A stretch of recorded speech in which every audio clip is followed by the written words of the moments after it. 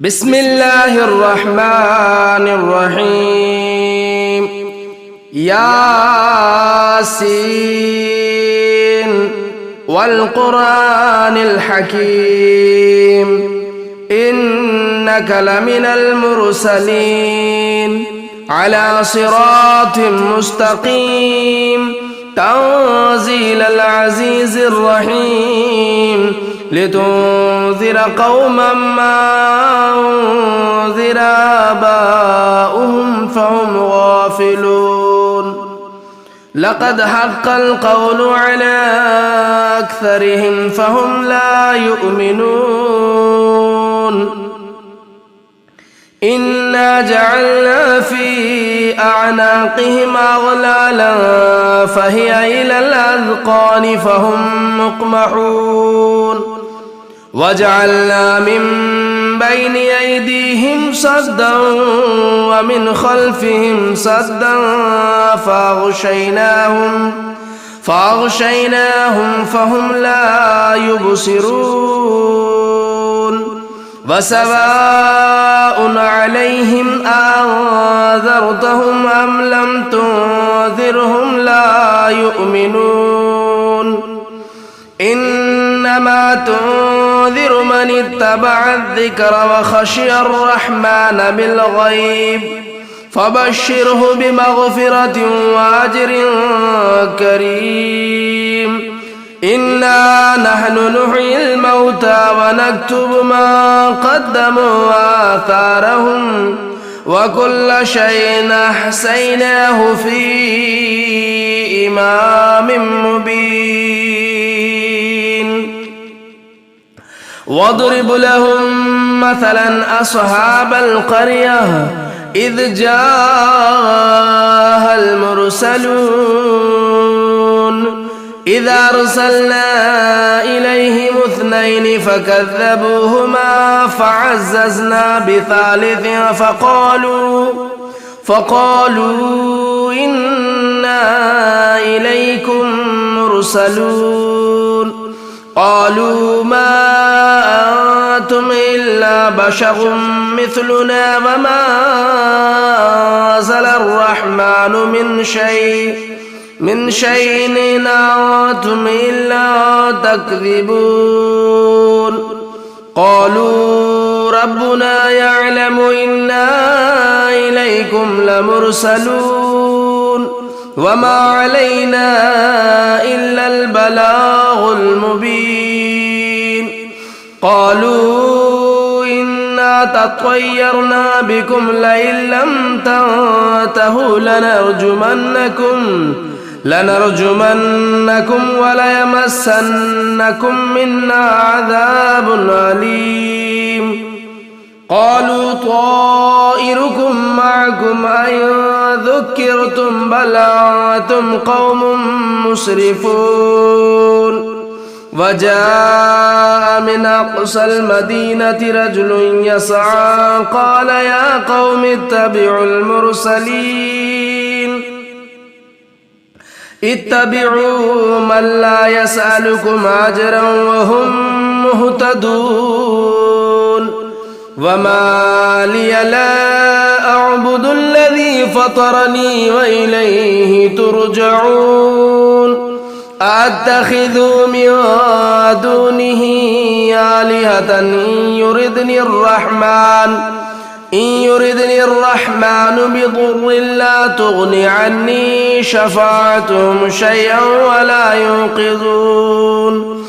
إني إذا لفي ضلال مبين إني آمنت بربكم فاسمعون قيل ادخل الجنة قال يا ليت قومي يعلمون بما غفر لي ربي وجعلني من المكرمين وما أرسلنا على قومه من بعده من جود من السماء وما كنا منزلين إن كانت إلا صيحة واحدة فإذا هم خامدون يا حسرة على العباد ما يأتيهم من رسول إلا كانوا به يستهزئون ألم يروا كم أهلكنا قبلهم من القرون أنهم إليهم لا يرجعون وإن كل لما جميع لدينا محضرون وآية لهم الأرض الميتة أحييناها وأخرجنا منها حبا فمنه يأكلون وجعلنا فيها جنات من نخيل وأعناب وفجرنا فيها من العيون ليأكلوا من ثمره وما عملته أيديهم أفلا يشكرون سبحان الذي خلق الأزواج كلها مما تنبت الأرض ومن أنفسهم ومما لا يعلمون وآية لهم الليل نسلخ منه النهار فإذا هم مظلمون والشمس تجري لمستقر لها ذلك تقدير العزيز العليم والقمر قدرناه منازل حتى عاد كالعرجون القديم لا الشمس ينبغي لها تدرك القمر ولا الليل سابق النهار وكل في فلك يسبحون وآية لهم أنا حملنا ذريتهم في الفلك المشحون وخلقنا لهم من مثله ما يركبون وإن نشأ نغرقهم فلا صريخ لهم ولا هم ينقذون إلا رحمة منا ومتاعا إلى حين وإذا قيل لهم اتقوا ما بين أيديكم وما خلفكم لعلكم ترحمون وما تأتيهم من آية من آيات ربهم إلا كانوا عنها معرضين وإذا قيل لهم أنفقوا مما رزقكم الله قال الذين كفروا للذين آمنوا ونطعم من لو يشاء الله أطعمه إن أنتم إلا في ضلال مبين ويقولون متى هذا الوعد إن كنتم صادقين ما ينظرون إلا صيحة واحدة تأخذهم وهم يخصمون فلا يستطيعون توصية ولا إلى أهلهم يرجعون ونفخ في الصور فإذا هم من الأجداث إلى ربهم ينسلون قالوا يا ويلنا من بعثنا من مرقدنا هذا ما وعد الرحمن وصدق المرسلون إن كانت إلا صيحة واحدة فإذا هم جميع لدينا محضرون فاليوم لا تظلم نفس شيئا ولا تجزون إلا ما كنتم تعملون إن أصحاب الجنة اليوم في شغل فاكهون هم وأزواجهم في ظلال على الأرائك متكئون لهم فيها فاكهة ولهم ما يدعون سلام قولا من رب رحيم وامتازوا اليوم أيها المجرمون ألم أعهد إليكم يا بني بني آدم ألا تعبدوا الشيطان إنه لكم عدو مبين وأن اعبدوني هذا صراط مستقيم ولقد أضل منكم جبلا كثيرا أفلم تكونوا تعقلون هذه جهنم التي كنتم توعدون اصلوها اليوم بما كنتم تكفرون اليوم نختم على أفواههم وتكلمنا أيديهم وتشهد أرجلهم بما كانوا يكسبون ولو نشاء لطمسنا على أعينهم فاستبقوا الصراط فأنى يبصرون ولو نشاء لمسخناهم على مكانتهم فما استطاعوا مضيا ولا يرجعون ومن نعمره ننقص في الخلق أفلا يعقلون وما علمناه الشعر وما ينبغي له إن هو إلا ذكر وقرآن مبين لينذر من كان حيا ويحق القول على الكافرين أولم يروا أنا خلقنا لهم مما عملت أيدينا أنعاما فهم لها مالكون وذللناها لهم فمنها ركوبهم ومنها يأكلون ولهم فيها منافع ومشارب أفلا يشكرون واتخذوا من دون الله آلهة لعلهم ينصرون لا يستطيعون نصرهم وهم لهم جند محضرون فلا يحزنك قولهم إنا نعلم ما يسرون وما يعلنون أولم يرى الإنسان أنا خلقناه من نطفة فإذا هو خصيم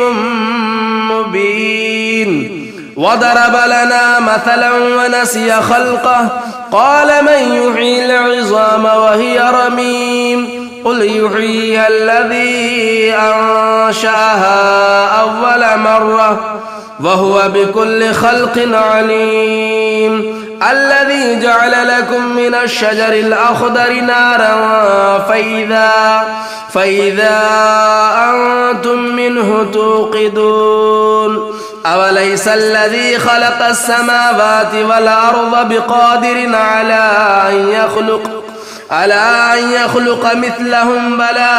وهو الخلاق العليم إنما أمره إذا أراد شيئا أن يقول له كن فيكون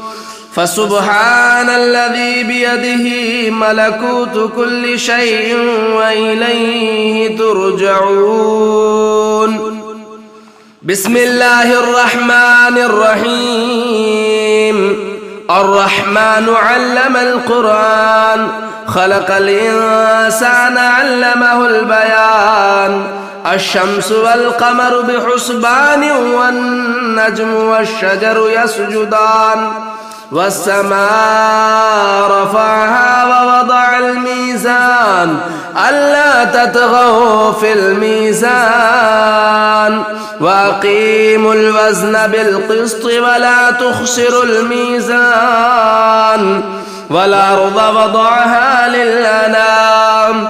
فيها فاكهة والنخل ذات الأكمام والحب ذو العصف والريحان فبأي آلاء ربكما تكذبان خلق الإنسان من صلصال كالفخار وخلق الجان من مارج من نار فبأي آلاء ربكما تكذبان رب المشرقين ورب المغربين فبأي آلاء ربكما تكذبان مرج البحرين يلتقيان بينهما برزخ لا يبغيان فبأي آلاء ربكما تكذبان يخرج منهما اللؤلؤ والمرجان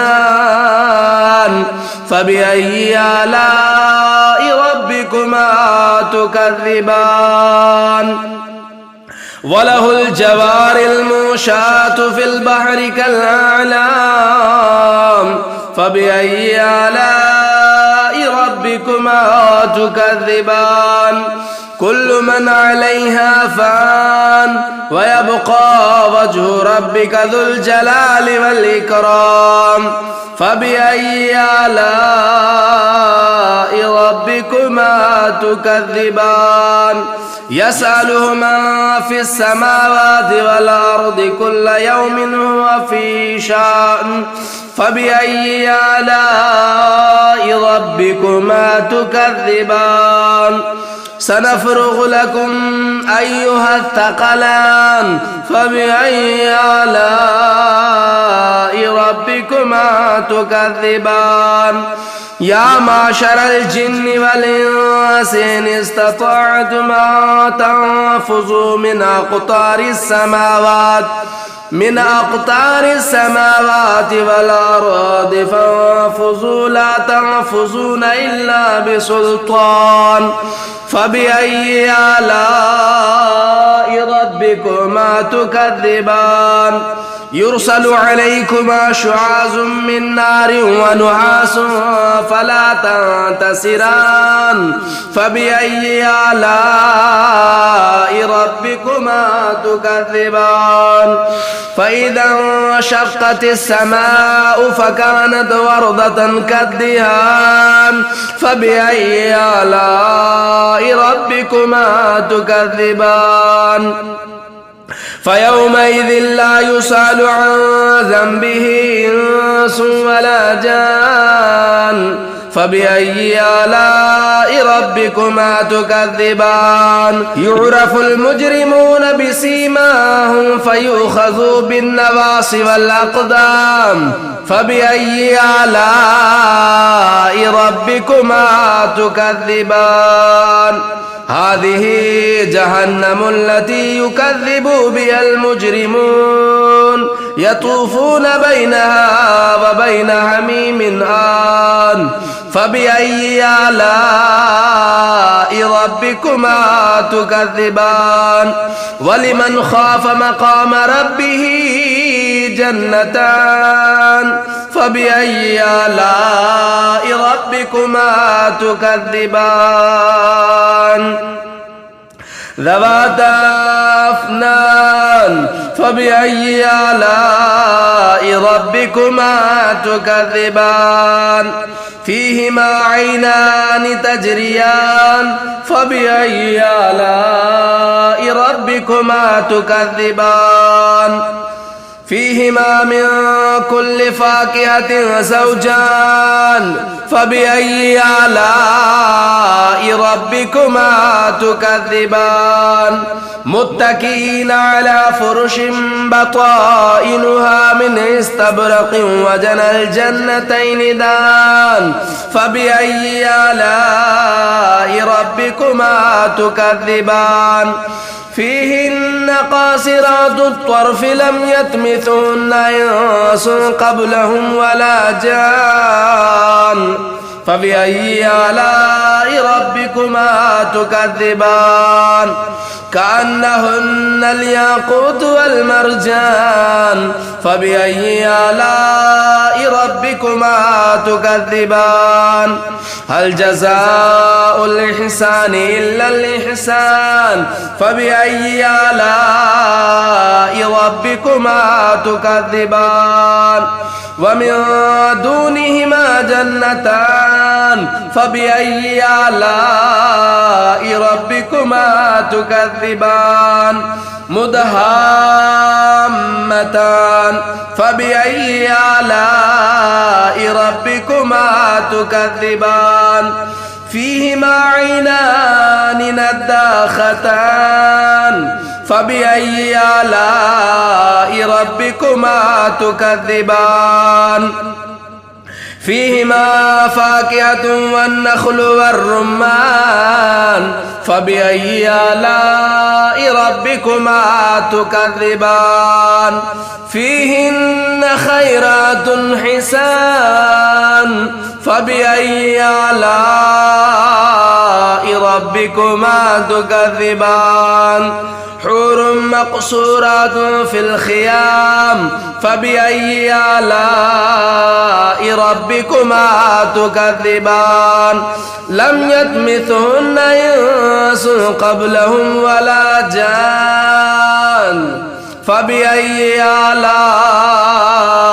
ربكما تكذبان متكئين على رفرف خضر وعبقري حسان فبأي آلاء ربكما تكذبان تبارك اسم ربك ذي الجلال والإكرام بسم الله الرحمن الرحيم تبارك الذي بيده الملك وهو على كل شيء قدير الذي خلق الموت والحياة ليبلوكم أيكم أحسن عملا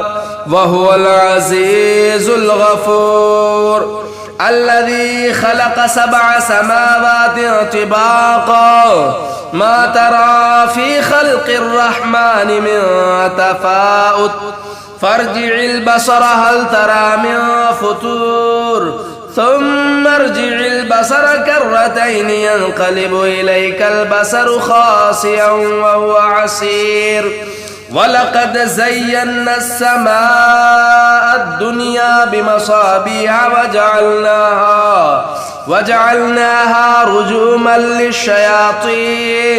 للشياطين وأعتدنا لهم عذاب السعير وللذين كفروا بربهم عذاب جهنم وبئس المصير إذا